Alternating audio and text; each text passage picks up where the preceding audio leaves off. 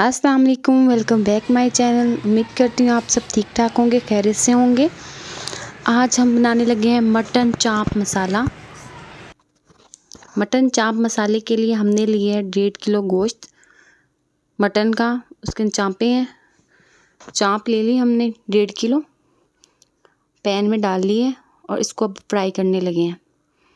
आपने इसको ऑयल में डाल के फ्राई करना है, एकदम पानी डाल के ऐसे नहीं चढ़ाना, इससे इसकी स्मेल ख़त्म हो जाती है और जो भी इसके अंदर एक्स्ट्रा पानी जो भी होता है वो सही साफ़ हो जाता है और बहुत अच्छी स्मेल आती है। गोश्त की या कच्चे कच्चे की स्मेल नहीं आती। यहाँ पर अच्छी तरह फ्राई कर लिया था हमने, फ्राई हो गया। इसके बाद 2 मैंने मीडियम प्याज डाल दी थी। मीडियम प्याज और लहसुन इसके अंदर आपने डाल देना है और फिर अच्छी तरह इसको फ्राई करना है।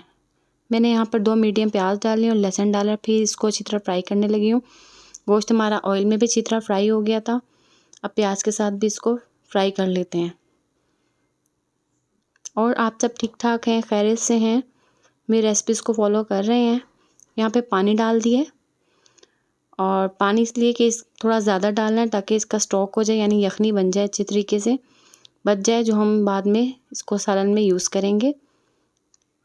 पानी डालकर इसको आपने लो फ्लेम पर 10 मिनट रख देना है। यहाँ पर हम 10 मिनट इसको लो फ्लेम पे रख देंगे ताकि हमारा गोश्त गल जाए। 95% गल जाना चाहिए। और अब हम यहाँ पर मसाले की तैयारी करेंगे। मैंने ज़ीरा डाल दिया है 1 चम्मच ऑयल में, उसको गर्म होने देंगे, फ्राई होने देंगे। ज़ीरे को फ्राई कर लेना अच्छे तरीके से। आप सब सुनाएं 14 अगस्त की तैयारी कैसे जा रही है? बच्चों तो बहुत जोशो खरोश से तैयारी मना रहे हैं और अपनी सारी तैयारी उनकी हो गई है। अपने बच्चों को सब चीज़ें लेके दें 14 अगस्त की, ताकि उन्हें पता चले कि इंडिपेंडेंस डे है हमारा। तो यहाँ पे हमने 4 टमाटर ले लिए थे। अगर बड़े साइज़ के हों 3 ले लें। यहाँ पर 4 टमाटर चॉप करके इसको फ्राई करना है। आप अगर इसे ग्राइंड करना चाहें तो ग्राइंड भी कर सकते हैं, चॉप करना चाहें तो चॉप भी कर सकते हैं। मसाला बहुत अच्छा बनता है इससे। प्याज इसमें कम डलते हैं और टमाटर ज़्यादा डलते हैं। टमाटर अच्छी तरह फ्राई हो गए हैं। फ्राई कर लिए थे मैंने टमाटर। यहाँ पर पहले हम सब 14 अगस्त बहुत जोशो खरोश से मनाते थे, झंडियाँ लगाते थे। आजकल के बच्चों को ये चीज़ें पता ही नहीं है, लेकिन बस उन्हें पता है कि मनानी है 14 अगस्त है। वो झंडियों वाला तो कोई सीन ही नहीं है। यहाँ पे मैंने सारे मसाले डाल दिए और साथ मेंशन भी कर दिया डिस्क्रिप्शन में, नेम सबके लिख दिए हैं। 1-1 चम्मच डालना है और घर के बने हुए मसाले डालने हैं, कोई बाज़ार का मसाला नहीं डाला है। ऊपर साथ साथ मेंशन है। यहाँ पे हल्दी डाल रहे हैं, हल्दी डाल दी है और लाल मिर्च डाल दी है पिसी हुई। मैंने साथ मेंशन इसलिए किया ताकि आप लोगों को कन्फ्यूज़न ना हो और आप लोग इसी तरह रेसिपी को फॉलो करके इजी आपको हो जाए कि आपने कैसे रेसिपी बनानी है। क्योंकि वॉइस ओवर करते वक्त आवाज़ इधर उधर हो जाती है, तो इस वजह से मैंने साथ मेंशन कर दिया है। इसको फ्राई कर लेंगे अच्छे तरीके से। आप लोग कमेंट बॉक्स में बताइएगा आप लोग कैसे इंडिपेंडेंस डे मनाते हैं, मतलब बच्चों को बाहर लेके जाते हैं, झंडियाँ लगाते हैं, फ्लैग्स लगाते हैं। अब यहाँ पर हमने इसमें स्टॉक डालनी है, मटन की स्टॉक, जो हमने मटन को बॉईल करने के लिए रखा था, उसमें जो स्टॉक बच गई वो मसाले में डाल देंगे।